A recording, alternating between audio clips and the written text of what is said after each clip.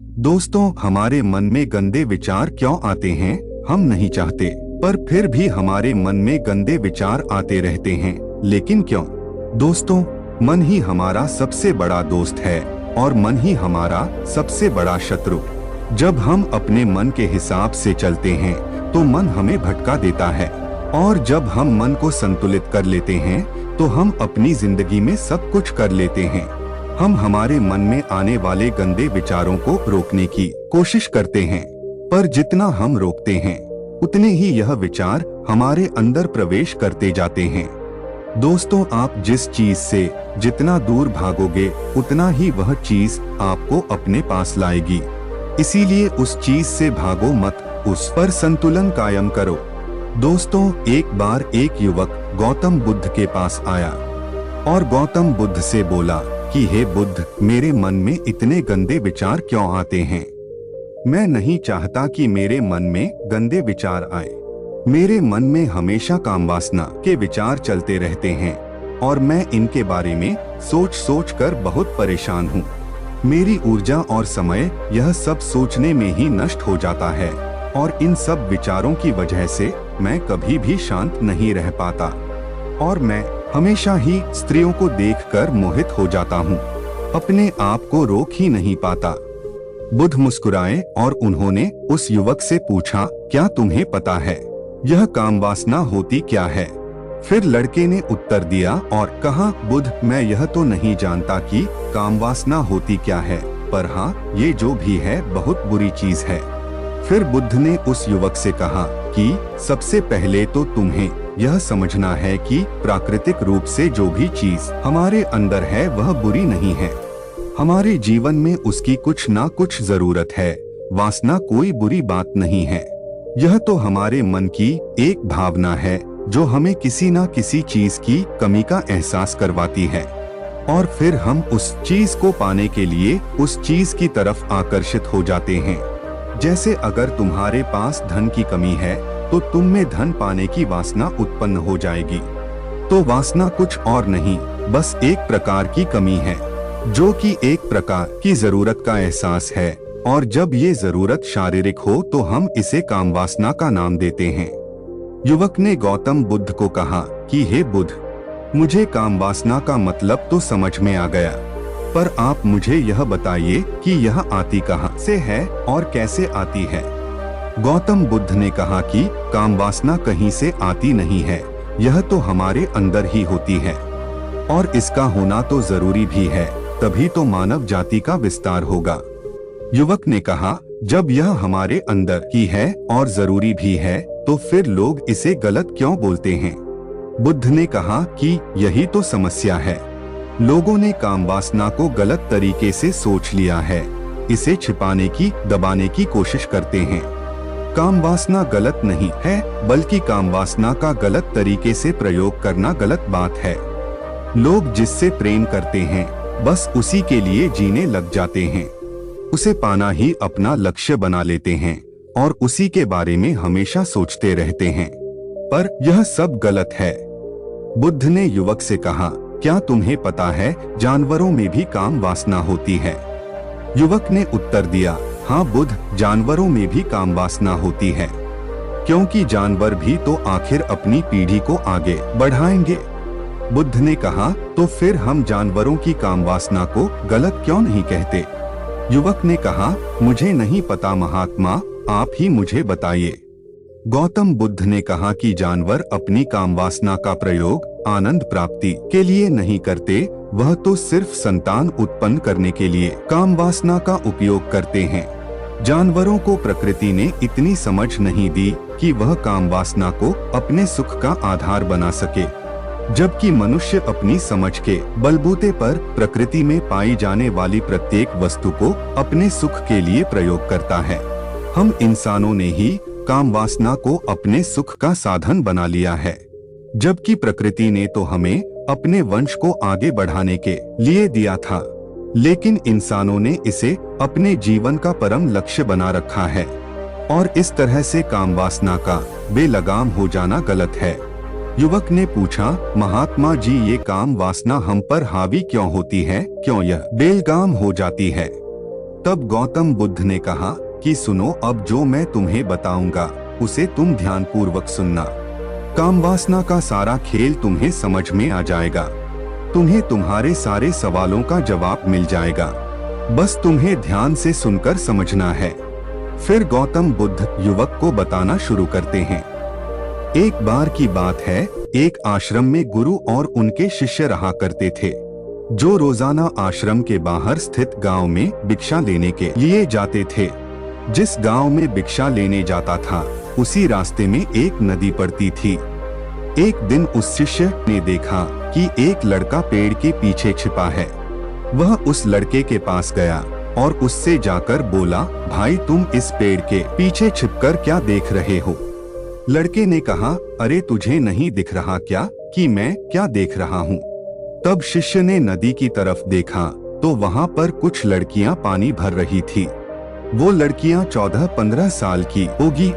तब उसने उस लड़के से कहा, अरे भाई, वहाँ पर तो लड़कियाँ पानी भर रही है, इसमें छिपकर देखने वाली क्या बात है? तब वो लड़का शिष्य की तरफ देखकर उससे कहता है, अरे पागल, तुम्हें दिखाई नहीं दे रहा है क्या कि कैसे यह परियां नदी से पानी निकाल रही है? जरा उनकी अदाओं को तो देखो, उनके कोमल शरीर को तो देखो, उनकी पतली कमर मटके को उठाते समय बाल खाती है और उनके बाल उनकी कमर पर कैसे लहरा रहे हैं, मानो सुंदरता बिखरी पड़ी हो। शिष्य ने नदी की तरफ देखा तो वह भी देखता ही रह गया। थोड़ी देर तक वो छिपकर लड़कियों को देखने लगा। जब वो छिपकर उन लड़कियों को देख रहा था, तभी वो अचानक अंदर से कौंप गया और उसने कहा कि ये मैं क्या कर रहा हूँ? मैं जो कर रहा हूँ वो सही नहीं है, मुझे यहाँ से चले जाना चाहिए। और फिर वह जल्दी से वहाँ से चला गया और वो आश्रम पहुँच जाता है। आश्रम जाकर वो अपने कार्यों में लग जाता है। लेकिन जो अभी वह देखकर आया था, वही उसकी आंखों के सामने बार बार आ रहा था। उसके मन में वही दृश्य चल रहा था। उसका मन वही सब कुछ देखने के लिए लड़ाई हो रहा था। उसका किसी भी काम में मन नहीं लग रहा था। सुबह होते ही वह रोज जल्दी ही भिक्षा के लिए आश्रम से निकल जाता और वह उस नदी के पास वाले पेड़ के पास चला जाता, जहाँ पर वह लड़का पहले से मौजूद रहता था। उसके साथ मिलकर वह शिष्य लड़कियों को छुप छुप कर देखता रहता था। अब वह रोज ऐसा करने लग गया। यह उसके रोज का काम हो गया। अब उस शिष्य का मन किसी भी काम में नहीं लगता था। वो हमेशा ही किसी न किसी प्रकार के विचार में उलझा रहता। वो आश्रम के कार्यों को भी ठीक ढंग से नहीं कर पा रहा था। ना ही वो ठीक से सो पाता था, ना वो ठीक से खाना खा पाता था। उसका मन बेचैन सा रहता था। उसका मन बार बार उन लड़कियों के सौंदर्य को देखने के लिए लालायित हरता था। जब गुरुजी उनके हिस्से का भिक्षा देते, तब भी उसका मन कहीं और विचारों में खोया रहता था। गुरु ने अपने शिष्य की इन हरकतों को बांप लिया था। तब एक दिन गुरु ने शिष्य को अपने पास बुलाया और कहा कि आज से मैं भी तुम्हारे साथ भिक्षा मांगने चलूंगा। तुम और मैं साथ साथ भिक्षा मांगने चलेंगे। तभी शिष्य गुरु को मना करते हुए बोला, नहीं गुरुदेव, आप परेशान क्यों हो रहे हो? मैं अकेला ही ठीक से भिक्षा मांग सकता हूँ। गुरु ने शिष्य से कहा कि ठीक है, तुम अकेले ही भिक्षा मांगने जाओ। शिष्य तुरंत वहाँ से भिक्षा मांगने के लिए निकल गया। शिष्य के जाने के बाद गुरु भी आश्रम से निकल गए और शिष्य का पीछा करने लगे कि वो कहाँ जाता है और किससे मिलता है। यह सब देखने के लिए गुरुजी उसके पीछे पीछे चलने लगे। थोड़ी दूर जाने के बाद गुरु ने देखा कि उनका शिष्य एक लड़के के साथ एक पेड़ के पीछे अपराधी की तरह छिपा हुआ है और छिपकर कुछ देख रहा है। गुरु भी अपने शिष्य के पीछे जाकर खड़े हो गए कि आखिर उनका शिष्य क्या देख रहा है, जिसे देखने के लिए वो पेड़ के पीछे अपराधियों की तरह छिपा पड़ा है। गुरु ने देखा कि उनका शिष्य पेड़ के पीछे छुपकर लड़कियों को देख रहा था, जो कि नदी से पानी भर रही थी। तभी गुरु ने शिष्य को कहा कि तुम क्या देख रहे हो? अपने गुरु की आवाज सुनकर वह शिष्य घबरा गया और उसके पसीने छूटने लगे। वह थर-थर कांपने लगा, जैसे किसी चोर को चोरी करते समय रंगे हाथों पकड़ लिया हो। उसकी हालत खराब हो गई, वो कुछ भी नहीं बोल पा रहा था और जो दूसरे का शिष्य था वह वहां से भाग गया। शिष्य घबराया हुआ था, उसके मुंह से कुछ टूटे फूटे शब्द ही बाहर निकल रहे थे। वो अपने गुरु से नजर भी नहीं मिला पा रहा था। गुरु ने शिष्य की तरफ देखा और कहा कि मेरा शिष्य तो निर्भय था, उसे तो किसी भी चीज का डर नहीं था, लेकिन ये क्या तुम तो डर के मारे कांप रहे हो। शिष्य ने गुरुजी से कहा कि मुझे माफ कर दो गुरुदेव, मेरा इसमें कोई दोष नहीं है। उस लड़के ने मुझे बहका दिया था, लेकिन आपसे मैं वादा करता हूँ कि आज के बाद मैं ऐसा काम दोबारा कभी नहीं करूँगा। मुझे माफ कर दो गुरुदेव। गुरु ने शिष्य से कहा कि कोई बात नहीं, पर इस बात का तुम ध्यान रखना कि हम जैसी संगति करते हैं वैसा ही फल हमें प्राप्त होता है। हम जैसी संगति करते हैं उसके विचार हमारे अंदर प्रवेश करते हैं। इसीलिए अच्छी संगति करो जिससे तुम्हारे अंदर अच्छे विचारों का प्रवेश हो। फिर गुरु और शिष्य आश्रम लौट आए और फिर से शिष्य अपने आश्रम के कार्यों पर ध्यान देने लगा। उसने उस रास्ते को छोड़ दिया और दूसरे रास्ते से जाने लगा। वो अपने काम को ध्यान से करता, लेकिन धीरे धीरे उसके अंदर क्रोध उत्पन्न हो गया और फिर वो दूसरे शिष्यों पर क्रोध करने लगा और बेचैन होने लग गया। अब वो सही समय पर भोजन भी नहीं करता था, वो भोजन भी बहुत कम खाता था। एक रात गुरु शिष्य के पास आए और उसे बोले कि अब तक तुमने कितनी बार अपना वादा तोड़ दिया। यह सुनकर शिष्य अपने गुरु के चरणों में गिर गया और रोने लगा। रोते रोते ही उसने गुरु से कहा कि गुरुदेव, मैं कई बार अपना वादा से टूट चुका हूँ, फिर वादा कर लेता हूँ, लेकिन हर बार मैं वादा तोड़ देता हूँ। मेरा मन मेरे नियंत्रण में है ही नहीं। मैं बहुत कोशिश करता हूँ कि मैं अपने मन से सारे बुरे विचारों को निकाल फेंकूं, लेकिन मैं चाह कर भी ऐसा नहीं कर पा रहा हूँ। फिर गुरु ने शिष्य को कहा कि चलो मेरे साथ। गुरु शिष्य को आश्रम के बगीचे में लेकर गए और शिष्य से कहा कि देखो, यहाँ पर नाली बनी हुई है जिससे नदी का पानी इन पौधों तक आ रहा है और यह पानी एक निरंतर बहाव से आ रहा है। क्या तुम इस पानी के बहाव को रोक सकते हो? शिष्य ने कहा कि हाँ गुरुदेव, मैं इस बहाव को रोक सकता हूँ।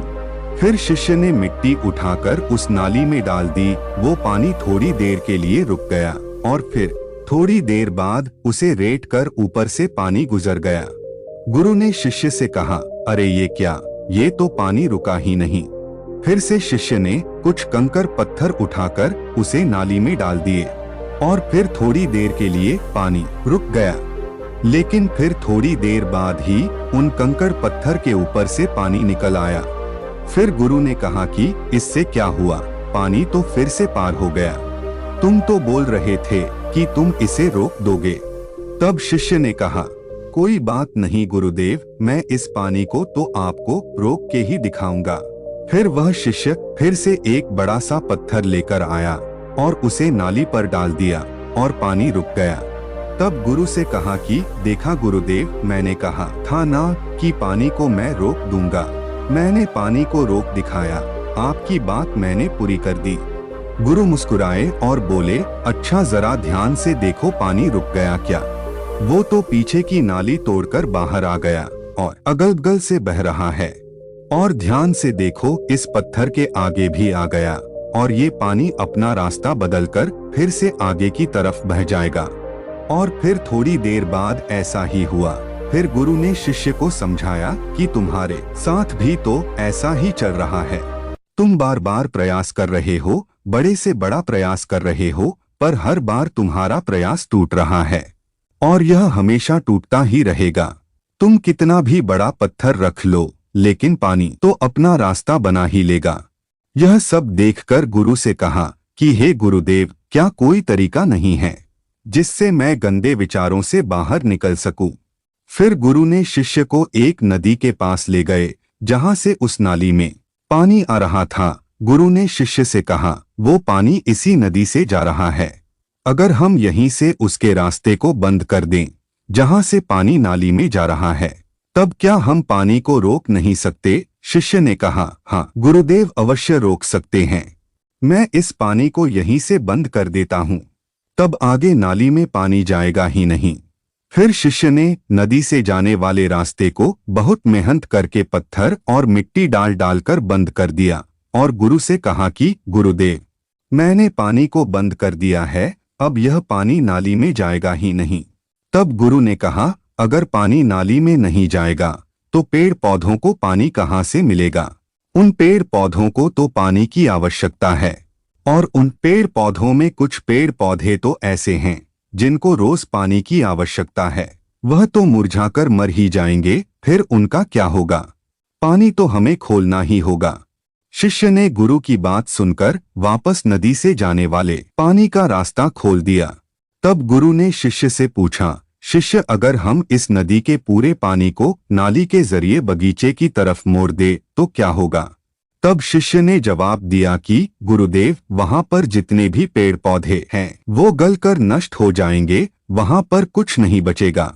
फिर गुरु मुस्कुराए और बोले, तुम इस बात को समझो कि हमें किसी भी चीज को रोकना नहीं है, बस हमें हमेशा संतुलन बनाए रखना है।